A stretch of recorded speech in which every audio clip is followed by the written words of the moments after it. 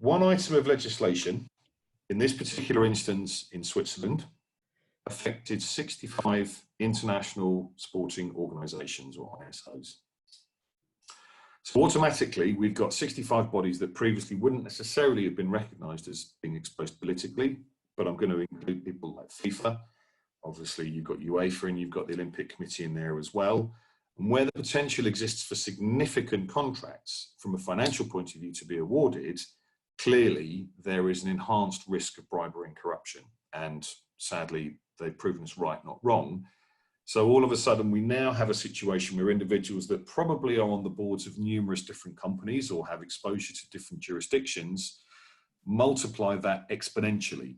So one item of legislation created 65 new organisations. And again, if we scale that up by the amount of companies and the amount of jurisdictions that are involved, you will see that that is an absolutely enormous growth in terms of political exposure and the acceptance thereof.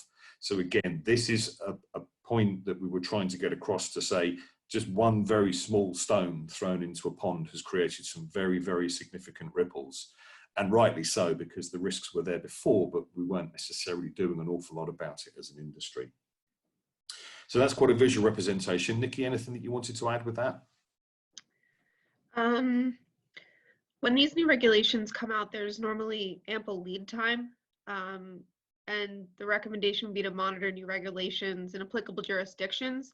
You shouldn't have to drop everything to review them, but at least get a review on the calendar in your roadmap or whatever long-term planning tools you're using, and consider potentially adhering to the regulations prior to them even coming into force. That way you can get ahead of it.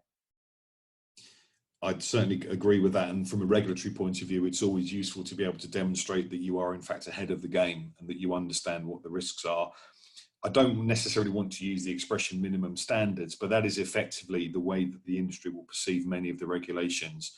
And again, adhering to those basically implies that you're doing the bare minimum required to get by.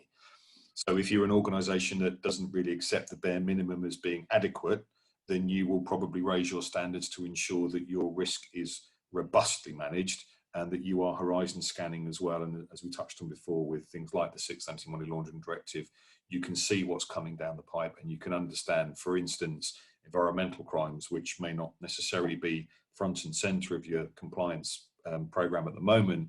In 6 to 12 months' time, it probably will be. And it's understanding the potential implications that that will have for your key jurisdictions and your primary lines of business.